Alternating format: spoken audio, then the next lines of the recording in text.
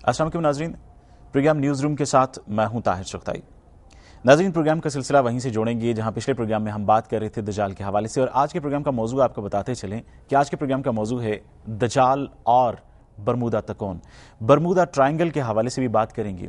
हमने पिछले प्रोग्राम को जहां छोड़ा था उसमें जिक्र था कि एक हदीस का कि जिसमें एक ईसाई जो मुसलमान हुआ और जब रसूल सल्लल्लाहु अलैहि वसल्लम के पास पहुंचा तो उसने बताया कि उनका जहाज़ जब भटक गया, उन लोगों का, वो 30 लोग थे। 1 महीने के बाद वो एक जजीरे पर पहुंचे जहां पर उन्हें एक ऐसा शख्स मिला कि जो जानवरों की तरह था, यानी कि उसका हुलिया बहुत खौफनाक था। फिर वहीं पर उनकी मुलाकात एक ऐसे शख्स से हुई जिसका हुलिया उन्होंने आकर रसूल सल्लल्लाहु अलैहि वसल्लम को बताया,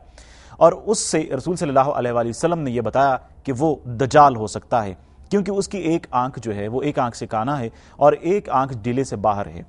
और वो इस तरह लटकी हुई है जैसे अंगूर लटका होता है। तो रसूल सल्लल्लाहु अलैहि वसल्लम ने फरमाया कि मुसलमानों के हवाले से कि दज्जाल जो है वो आ चुका है और किसी वक्त भी वो तुम पर मुसल्लत हो जाएगा। तो फिर फरमाया कि तुम लोगों को उसके खिलाफ लड़ना है, और फिर ये भी बताया कि सूरह काफ की शुरू की आयात जो हैं उनकी तिलावत करोगे तो दज्जाल के फितने से महफूज रहोगे। अब जब उस ईसाई की बात करते हैं, मुस्लिम शरीफ की उस हदीस की हम बात करते हैं, वो ईसाई जब मुसलमान हो गए तो उनकी जब बात करते हैं तो जजीरे की बात आती है सामने। जजीरे के हवाले से दुनिया में 2 जजायर जो हैं, 2 ऐसे एरियाज हैं जो बिल्कुल भी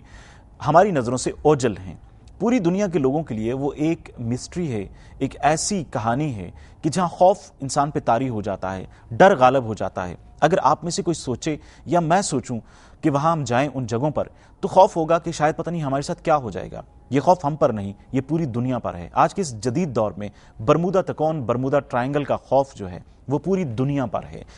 न सिर्फ बरमूदा ट्रायंगल है बल्कि एक और भी है ऐसी तकोन दुनिया में मौजूद है जो जापान के करीब मौजूद है। उसको शैतानी तकोन कहा जाता है, डेविल ट्रायंगल कहा जाता है। यह शैतानी तकोन जापान के साइली शहर के करीब है, योकोहामा से फिलिपाइन के जजीरे तक है, और फिर वहां से गवाम के पास पहुंचती है, और फिर मारियाना जो एरिया है वहां पर पहुंचती है जापान के करीब। और आपको बताते चलें कि दूसरी जंग अजीम के बाद इस जजीरे पर अमेरिका का कब्जा है और अमेरिका की आर्मी वहां मौजूद है।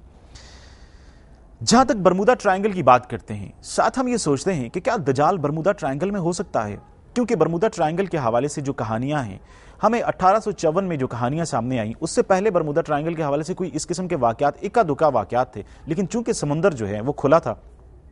जदीद तर्ज की मशीनरी नहीं थी या बहरी जहाज नहीं थे जो उन समंदर में आने वाले तूफानों से बच सकते, तो इस तरह की कहानियां पूरे समंदर में थीं। लेकिन 1954 में एकदम से बड़ी तादाद में कश्तियों का गायब हो जाना, बहरी कश्तियों का जो है वो गायब हो जाना, और उस वजह से ये सामने मंजर आता है दुनिया के सामने 1854 में कि यहाँ जो बरमूदा है, ये जो एरिया है, यहाँ कुछ ना कुछ ऐसी ताकतें मौजूद हैं जो गायब की ताकतें हैं या ज़मीन से, समंदर के अंदर से निकलने वाली कुछ बलाएं हैं, आफतें हैं जो एकदम से उन चीज़ों को हड़प कर जाती हैं। थोड़ा सा आपको पस मंज़र बताते चलें कि आज तक जो है बरमूदा के हवाले से ये बात है कि कम से कम 1000 समुद्री कश्तियाँ, जहाज़ और हवाई जहाज़ जो हैं वो उसमें गायब हो चुके हैं।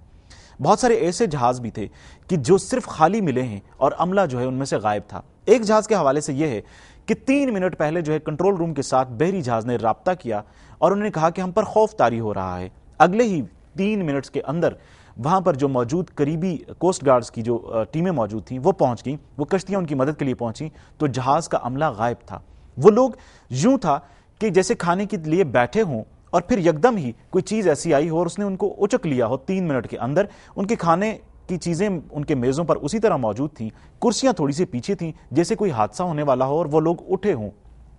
लेकिन किसी किस्म की कोई भगदड़, कोई लूट मार नहीं थी और जहाज बिल्कुल खाली था। बहुत सारे वाकयात ऐसे हुए हैं कि ऐसे कई जहाज जो हैं वो बरमूदा ट्रायंगल के किसी एक कोने में गायब हुए हैं, तो कुछ अरसे के बाद, चंद सालों के बाद उसके दूसरे कोने से जाके वो मिले हैं और उनमें अमला नहीं होता था, लेकिन जहाज की तमाम तर चीजें मौजूद हैं। लेकिन बहुत सारे जहाज ऐसे हैं जो बहरी जहाज और हवाई जहाज गायब हो गए हैं। 1945 में इस एरिया को बरमूदा तकोन का नाम दिया गया, बरमूदा ट्रायंगल का नाम दिया गया। आपको भी ये बताते चलें, इसका पस मंजर है कि ये फ्लोरिडा है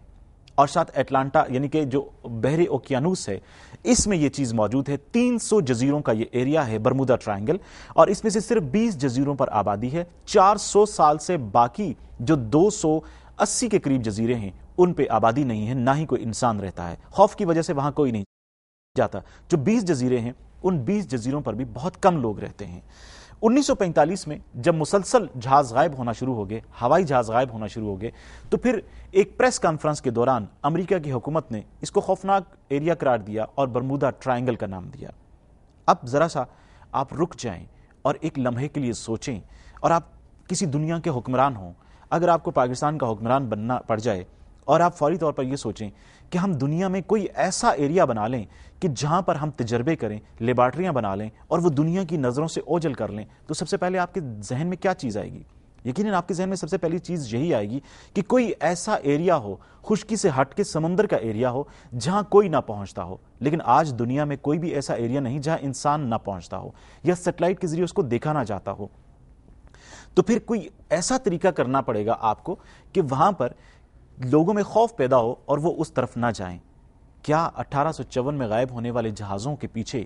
کوئی اس طرح کی انٹیلیجنس ایجنسیز موجود ہیں امریکہ کی یا کسی دوسرے ملک کی، جو وہاں بیٹھ کر تجربے کر رہے ہیں، پوری دنیا کو یہ باور کروا رہے ہیں کہ اس طرف نہ آئیں؟ جب ہم نے دوسرا ڈیول ٹرائنگل یعنی کہ شیطانی تکون کی بات کی تھی، جو جاپان کے ساحل کے قریب موجود ہے، یوکوہاما کے پاس جہاں موجود ہے، تو وہاں بھی آپ کو یہ بتایا تھا کہ وہاں بھی امریکہ کا دوسری جنگ عظیم کے بعد قبضہ ہے اور بہت سارے بحری جہاز جو ہیں وہ غائب ہو چکے ہیں۔ اب برمودا ٹرائنگل اگر ہم یہ کہہ دیں کہ وہاں پر دجال موجود ہے، تو یقیناً دجال کا راز جو ہے وہ اسی وقت ظاہر ہوگا کہ جب خدا چاہے گا۔ دنیا میں دو ایسی چیزیں موجود ہیں کہ جو جب خدا چاہے گا سامنے آئیں گی، ایک یاجوج ماجوج اور دوسرا دجال، اور پھر امام مہدی کا جب ظہور ہوگا تو وہ ہمارے سامنے آئیں گے، تو وہ بھی اس وقت دنیا میں موجود ہیں۔ اس طرح ان رازوں کو خدا نے ہماری آنکھوں سے اوجھل رکھا ہوا ہے۔ تو ایک سوال یہ بھی پیدا ہوتا ہے کہ کیا دجال، جب ہم نے جزیرے کی بات کی، تو کیا دجال اسی جزیرے پر موجود ہے؟ لیکن اگر دجال اس جزیرے پر موجود ہے تو پھر یہ سارے جہاز کہاں چلے گئے؟ اور اگر جہاز جو ملے ہیں ان میں سے صرف لوگوں کو کیوں اٹھایا گیا؟ کیا دجال ان لوگوں کو اپنے مقاصد کے لیے استعمال کرنا چاہتا تھا؟ یا پھر ایک اور آپ کو بتاتے چلیں، 1945 میں ایک جہاز جو ہے برمودا کے اوپر سے جب گزر رہا تھا، ہوائی جہاز جب اس کے اوپر سے گزر رہا تھا، تو اگلے ہی چند لمحوں میں وہ جہاز میامی کے اوپر پہنچ گیا۔ ٹرائنگل کا ایک کونا میامی بیچ ہے، میامی کے اوپر پہنچ گیا۔ جو فاصلہ اس کو 1.5 گھنٹے میں طے کرنا تھا، اس نے 20 منٹ میں وہ فاصلہ طے کیا۔ وہ ایک پائلٹ جب بچا، اس سے پوچھا گیا کہ تمہارے ساتھ ہوا کیا؟ اس نے کہا کہ جب مجھے نہیں پتا تھا کہ جب میں اس ایریا میں داخل ہوا تو میں نے ایک سرنگ دیکھی، آسمان کے بیچ میں ایک کوہرے کی سرنگ دیکھی۔ اس سرنگ میں داخل ہوتا چلا گیا اور پھر میرے دونوں طرف سفید سفید آسمان تھا، یعنی ایک کوہرا تھا، ایک دھند تھی جس کے اندر میں جا رہا تھا اور سرنگ بنی ہوئی تھی، اور میرے تمام کمپاس جو تھے، جہاز میں 2 کمپاس ہوا کرتے ہیں، وہ دونوں کمپاس جو ہیں جو ڈائریکشنز بتاتے ہیں وہ کام کرنا چھوڑ گئے۔ کنٹرول ٹاور سے رابطہ میرا ختم ہو گیا اور پھر اگلے ہی لمحے اس سرنگ سے، مجھے نہیں پتا کہ میں نے وہ فاصلہ کیسے طے کیا، 20 منٹ میں میامی کے اوپر موجود تھا۔ جب میں اس کور سے باہر نکلا تو میں میامی پہ موجود تھا۔ کیا کوئی ایسی سرنگ موجود ہے اس جگہ پر جو جہازوں کو اپنی طرف کھینچ لیتی ہے؟ اس چیز کو ہم یہاں سٹاپ کرتے ہیں۔ آپ کو ایک اور تجربے کے حوالے سے بتاتے ہیں۔ ہم نے اپنے ایک پروگرام پر، اس میں جب ہم زلزلوں کا ذکر کر رہے تھے، اس میں 2005 کے زلزلے کی بات کی، اور پھر ہم نے ہارپ ٹیکنالوجی کا ذکر کرتے ہوئے یہ بتایا تھا